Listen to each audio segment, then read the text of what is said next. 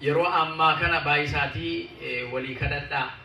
Yeroo ammaa keessa jirru January dhufe January 2023 yaadattu January 26 2023 Sinodoosii Oromiyaa lafanni baay'ee sana yaadattu miti January waggaa lammasaa dhufe jechuudha jara keenya 2026 2024 2023 ture 2024 2025 is waatu deemaa jira miti as duwwaa miti jara keenya biyyaas waatu raasama dhagaartu miti ila ummanni keenya wanti inni gaafatu yoo asiin qaban achiin futtaa jara keenya yoo asiin qaban achiin futtaa inni qabu sun immoo fakkeessaadha deebii kenname amma dhugaa sa'uudhaaf new analysis Ethiopian Orthodox Church leaders resolve screaming through dialogue restore church unity based on a church canon jedhame Friday gaafa 2023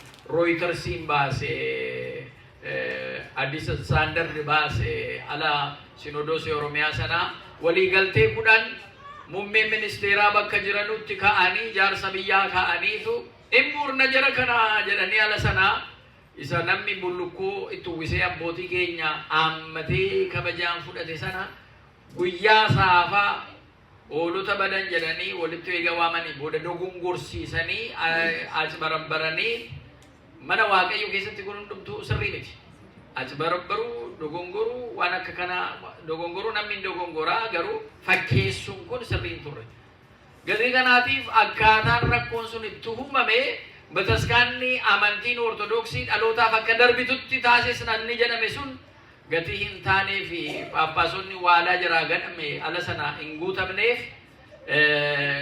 kophaa ta'aniitu falmatanuu inni kaan dhukkubsatee inni kaan beela'ee inni kaan hidhamee deddeebi'ee hidhamee rakkina baay'ee keessa galee abdii akka kutan eega godhanii isa kaan maqaa raaraatiin eega galchanii isa kaan immoo lama sadii deebisanii allama eega muudanii booda egaa amma immoo gidduu kana kan nagaa jirru dhageessanii tuzeemaanii afaan oromootiin hin jiru jara keenya edeloon afaan oromootiin hin jiru jedhanii abbaa Eustaatiyos gimbii irratti waan isaan dubbatan dhageessanii ta'a miti akka mana kiristaanaa fayyisaa addunyaatti ejjennoon keenya as jirus baayiloon keenya irratti akka jirutti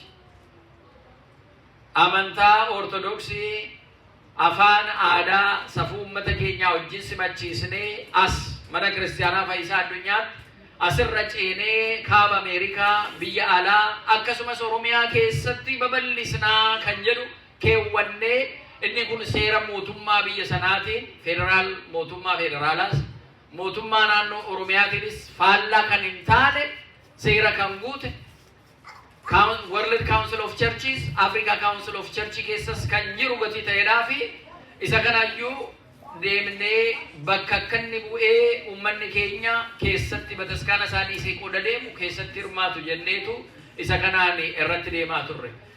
Haa ta'u immoo biyyi waan baay'ee keessa galtee waraanni karaa adda addaatiin dhufee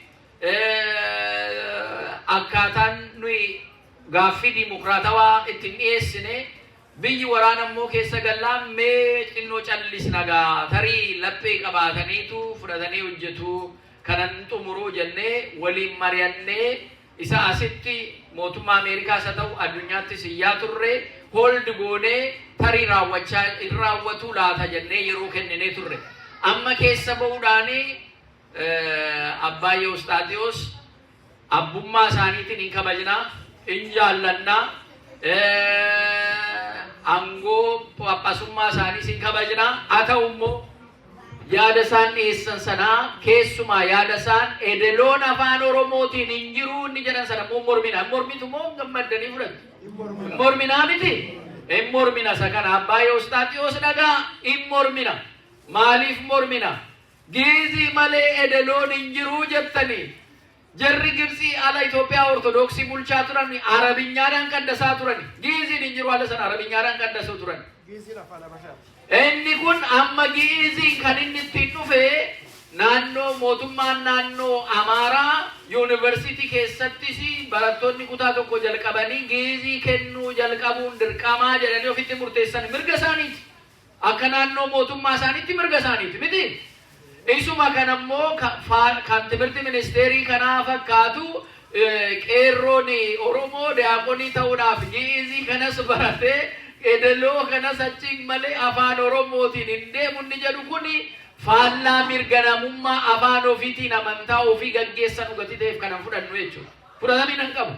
Kanaafuu inni kun kanaan dura afaan Oromootiin mana Waaqayyoo keessatti hin kadhatamu. Reediyoodhaan afaan Oromoo hin darbu reediyoo cabsaa jedhamaa ture. Seenaa kana nu yaadachiise Abbaa Ewustaatiyos gaafasiin kana jettan.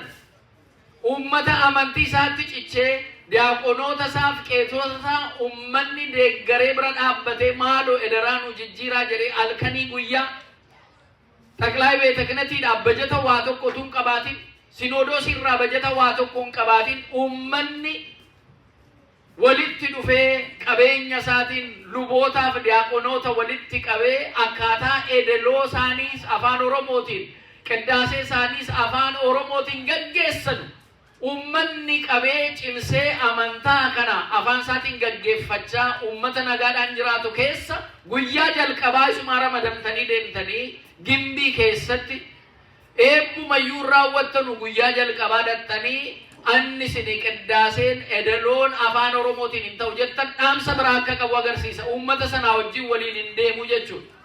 Inni kun immoo paappaasii jedhamee ummanni akka burjaaja'u gochuudhaaf deemtanii jechuudha. Kun fedhii ummata sanaa kan guutuu gatii ta'e kan guutuu gatii hin taaneef fudhatamii nan qabu jechuudha. Hin mormina. Hundumti keenya mormina. Ummanni lixa Wallaggaa Gimbii jiraattan, Ilubbaa Booraa jiraattan, naannoo Oromiyaa oddoo adda addaa kunoo Finfinnee keessatti nu afaan Oromootiin ummanni qindaasee dhaggeeffachuu barbaadaa jira. Bajeta qabnee mana barumsaa cimsinee ijoolleen akka irratti bobbaatu gooneetu amantaan kun dhalootatti akka dhufu goona jettanii 2023 muummee ministeeraaf jaarsa biyyaa teessistaniitu waadaa galtanii cabsitanii isa kan garuma duriitti deebistanii deemuudhaaf kan isin jettan kaayyoo biraa qabaachuu danda'a. Tokkoffaa Oromiyaa jeequudhaaf ummata keenya amantiidhaan jeequudhaaf ta'uu yoo danda'e isa kana hin eeyyamnu jechuudha. Ummanni walitti bu'uun qabu waaqaa amantiitiin amantaa afaan isaatiin gaggeeffachuun mirga isaati jechuudha.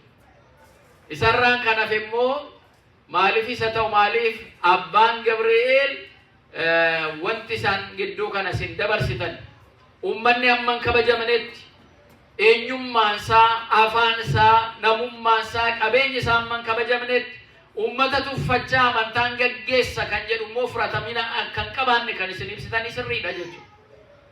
Inni kun sirriidha. Kanaaf waan ummata keenyaaf ta'u waan biyya keenyaaf ta'u ummanni keenya mataasa maqaa amantiidhaan gadi qabatee akka garbummaan fudhanne kan taasisu nu hin deeggarraa jechuudha. Kun mirga keenyaa jechuudha. Biyya keenyaaf hin kadhannaa, ummata keenyaaf hin kadhannaa, Waaqayyoon kadhannaa, nagaa biyya keenyaatiif hin hojjennaa. Garuu immoo maqaa amantaatiin caasaa bataskaana ortodoksiitiin qabatee inni kaanas Ameerikaaniin wajjin taa'ee kuno Arsiitti ummata du'ee nu jedhee Oromiyaa keessa bakka hundumaatti ummanni du'aa jira. Waraana dhaabbatu jechuun kan abbaati.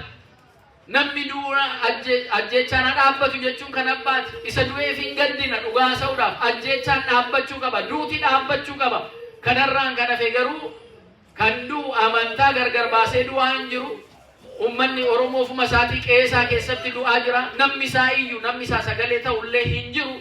Katii kanaatiif yeroo akka kanaa inni kaan immoo maqaa amantaatiin Arsii keessatti akkana kiristiyaanni du'aa jiru jedhamee kobaatti baafamee inni deemanu inni kun dugda booda saammas siyaasuma dugda boodarra akka deemu hubachaa jirra gati ta'eef kun fudhatamina hin qabu. Gati kanaatiif amantiin siyaasarraa adda ta'uu qaba. Amantiin siyaasa keessa galuu qabu, siyaasnis immoo waan amantaa keessa galuu qabu. Ummanni Oromoo ortodoksiin afaan isaatiin qindaasee edaloo gaggeeffatee deemuunsaa waaqa biraas nama biraas eessumayyuu hin dhowwamne sirna sinodoosii afaan tokkoo sanatu dhowwee jira jechuudha. Eega araaramtanii abbaa Saawiroosis qulqulluu Abuune Maatiyaasis isa kana sinodoosiitti iyyachaa jirra. Ummanni Oromoo bakka jiru ayyatu afaaniin walitti dhufanii faarfannaadhaa fi wangeela duwwaa lallabamanii deemuutu hin ta'in afaan Oromoo waan hunda ittiin gochuu dandeenya. Hirruun qabu afaan Oromoo hirruu qabaa jara keenya. Afaan Oromoo hirruun qabu. Gati kana eedeloon isin dhufaa, eedeloon isin danda'ama. Yoo nuyi generationiin kun hin dandeenye biyya kan ijaaraa jiru generationi dhufuudhaaf gati ta'ee fi nu buraakee duwwaa kenninee jarri qindaasii afaan Oromootiin eedeloo kan danda'anu kennuu danda'u. Gati kanaatiif dhaloota dhufu kana leenjisanii bajetatti baasanii qeerroo jiru jabeessanii diyaaqonoota jiranu eedeloo kanas afaan Oromootiin akka gaggeessanu godhamee qindaaseen afaan Oromootiin ta'uu qabaachuusaa dhowwa akka hin qabaanne sinodoosiin kun nuyi hin eeyyamne sinodoosiin hin eeyyamne abbaa hin qabu jettani araqee dhuguudhaan farsoo dhuguudhaan iyyuu kun hojjetamee jettan abbaa keenya tarii innumti yaadisi fiddan iyyuu jira. Dajja salaamii keessa farsoo dhuganii araqees dhuganii haasa'an san akka hin taane inni si fiddani malee inni Yaareed waaqa tiksee fi taaleentii kennameefii jira. Yaareedidhaaf edeloon kennameera jedhamee isarraan kan ka'e garuu Oromoon edeloonsaa qindaaseedhaaf hin ta'u jedhanii saba tuffachuu afaan sabaa tuffachuu kana agarsiisa gati ta'eef dogongora kana fuulduree uummataa baatanii dhiifama gaafachuu qabdanii jechuudha. Dhiifama gaafachuu qabdan. Kanaaf biyya bakkee kan jirrus biyya keessas kan jirru isinitti gaddinee jirra. Abbaa Yoostaatiyoos yaada keessan isa kanaaf isinitti gaddinee jirra. Isa kana sirreeffadhaa. Edeloon afaan Oromootiin gaggeeffamuu hin ta'a. Afaan Oromoo hirrina hin qabu. Hin fudhannaa kana. Mee harka keessaniin agarsiisaa kana galatooma. Inni kun dhaamsa yeroo ammaa deemuudha. Egaa Januwaariin ala dhufu keessumaa qormaanni dhufaa jira. Qormaanni kun immoo